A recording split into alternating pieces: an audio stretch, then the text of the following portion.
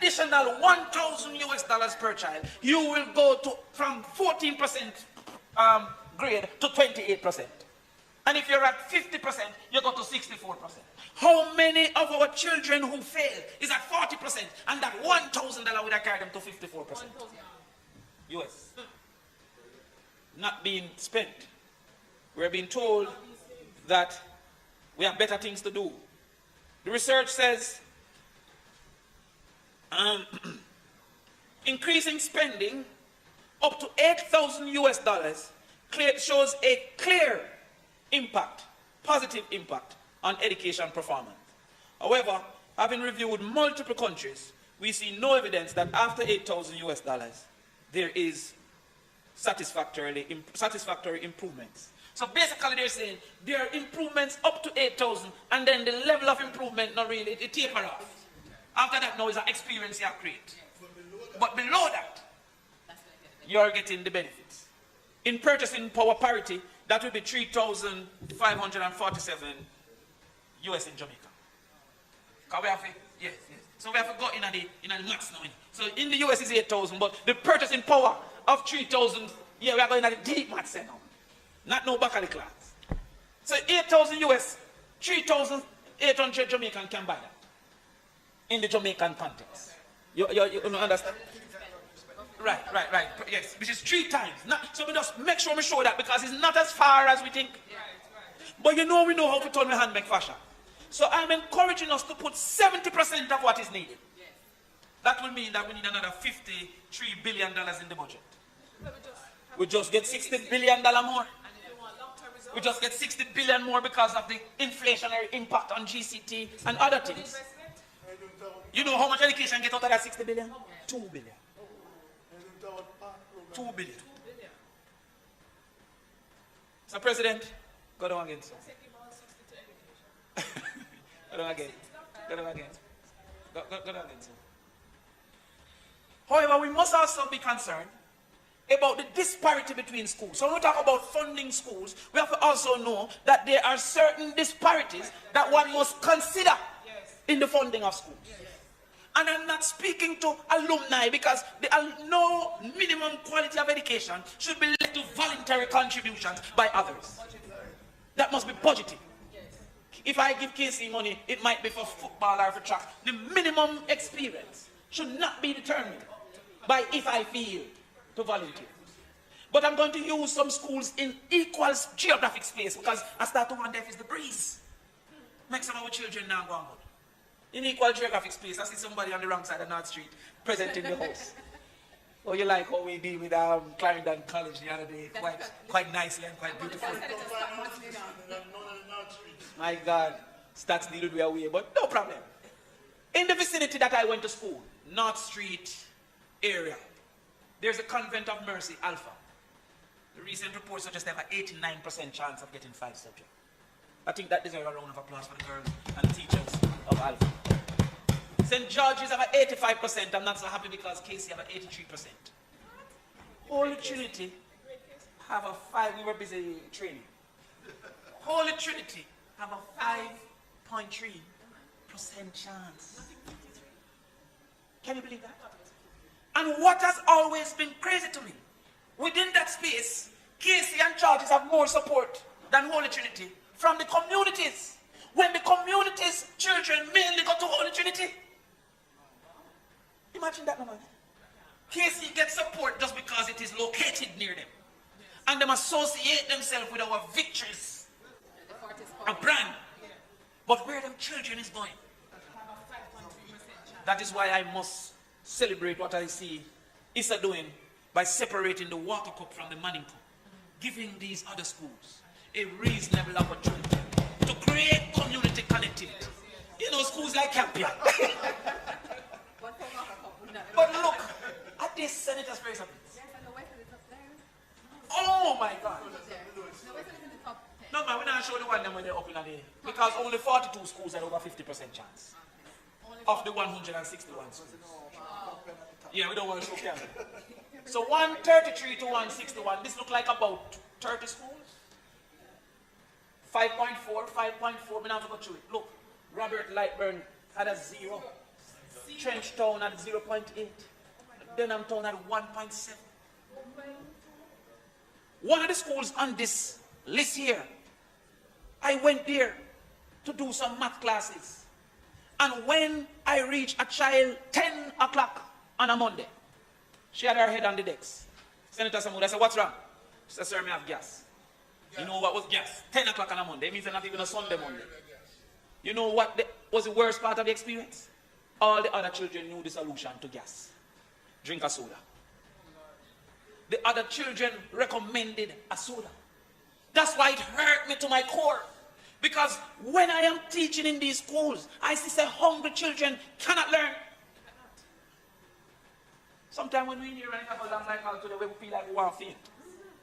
We have children that are supposed to be paying attention to the area of a circle being pie or square. You must say, wait, pie? Pecan or apple pie. It's food in my defense.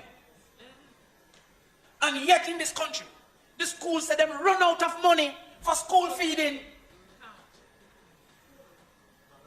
Now what was given to these schools?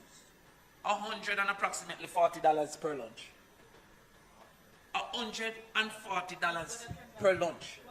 The average small food, me not talk about coffin box, the small food on average is $350. You know what the minister said? It is not for profit. If they were making 100% profit on the $350 food, the whole of it would have been in making a restaurant in a high school. The cost of chicken, the cost of vegetables. Remember, we're not feeding them only for your belly full, you know. We're feeding them for nutrition. A research stated that within our schools, our girls are lacking in iron from 13 to 18. And we now design a menu to increase that. Then we wonder why they're not in school. The Prime Minister said that they found a 15-year-old with a gun. And that the new law, firearm bill, will make an example of this 15-year-old to other 15-year-olds. You know what will stop 15-year-olds from not going to school? From food. Having five meals for the week. People go to school for the food. We proposed 3 meals a week for 5 weeks. What did we expect them to eat the other 2 days? It was proposed in the bill, in the proposition. What we designed, not what we got, was 3 meals out of 5. When we have 500,000 Jamaicans living below the poverty line of $200 a day. Is this not a code red? Is this not a code red? Come again, Senator Fraser Bates. So we propose that in addition to what the schools get now, go back up. Yes. We must understand the objective of the education system. We want student academic performance. We want student safety. We want student socialization. We want stakeholder satisfaction. And we want efficiency. I'm wrapping up. I'm soon done. So I took the time, Senator Fraser Bates, to design a funding model that would consider these anomalies that we highlighted earlier. That will make for the schools who are being left behind have a better opportunity. And so therefore, we feel that students' performance is a function of the desired outcome, labor required, student needs, and number of students. And therefore, for the additional funding for performance, we should look at what their current performance is, what the desired performance is, and fund it accordingly so that we can get additional teachers and after-school sessions that Casey and Campion might not need. So in addition to the $17,000 for secondary school, there should be an additional sum for the performance gap reduction, master teachers, and stuff like that. For the safety component, we suggest that you should consider the plant size. So we have many schools that don't have perimeter fencing. And later I'm going to tell you that I recommend that the parents sue the government for under the occupier's liability for not taking due care of their children. Due care means that you must have a perimeter fence at a primary school. How can a primary school? No, you agree, Senator Samuel. So therefore, to that extent, the size is important. The school age is important.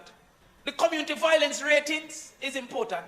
And the students' disposition to violence as well as labor required and number of students.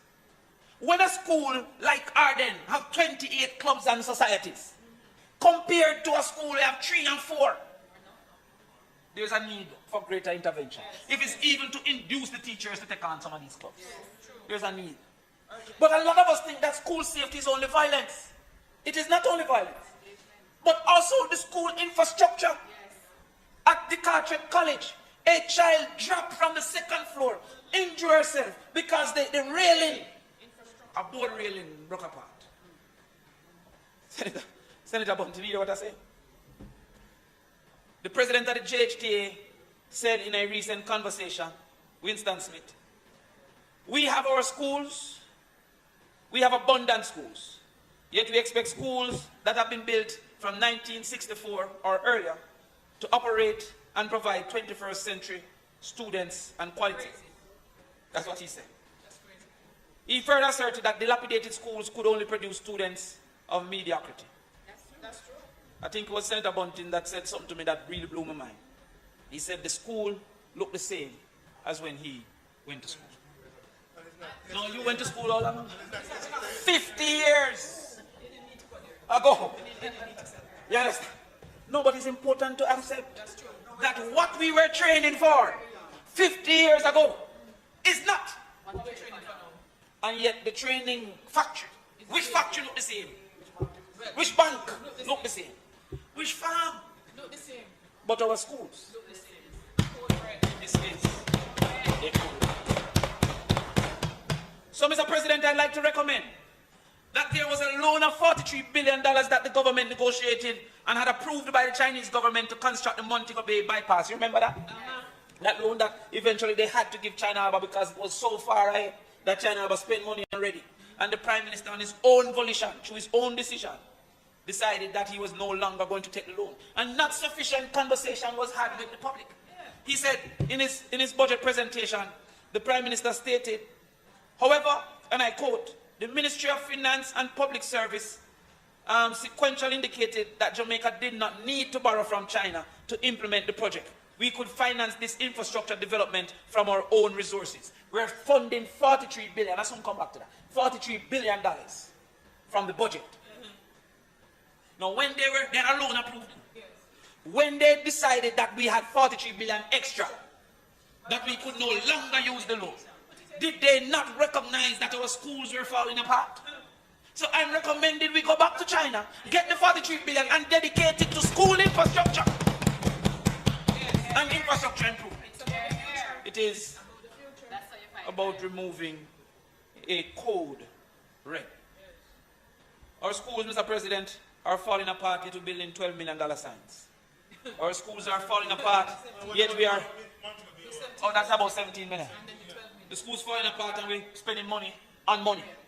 Designing money to show that there's political unity. Money can show political unity.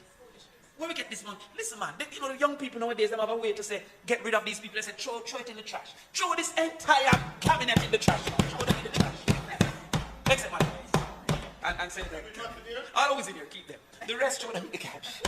How could a cabinet agree in Westmoreland that don't have toilets in some primary schools? How could they agree where there are blackboards dividing classrooms in Westmoreland? I mean, I'm further than where they spend the 12 million. That 12 million. What is the parent at the Carteret College going to feel when her child didn't have a proper railing, but there is a sign not valued 1 million? Built for 12 million. What is our priorities? Our priorities is to get a new parliament. Yes, it's a good thing, but is it a priority over what we are facing based on what I'm showing? Not a priority. We also look at socialization. Alternative sources of socialization must be considered. And so you have some communities. You have some communities very well organized. You have some police youth clubs. You have some communities that don't have these things. So when the community don't have these things, the school must be equipped. Even after child care. The school have to be equipped when the community don't have access. Oh, yeah, you remember saying? We sound like we're ready for your work.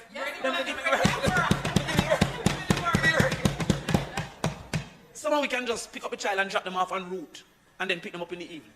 But when a community don't have that after child care, the school have to design strategies and methods and get additional money from the government so that the mother can say, okay, we can leave it till we're done. And a safe space. The school then becomes, because you know what, Senator Bunty? Our school infrastructure is one of the least efficiently used infrastructure. You use it from 8 a.m. and it's done by 3. And then you have 4 months waiting to use. Yet, Weekend done. Imagine if Heart was being in the after-school programs, using the same infrastructure.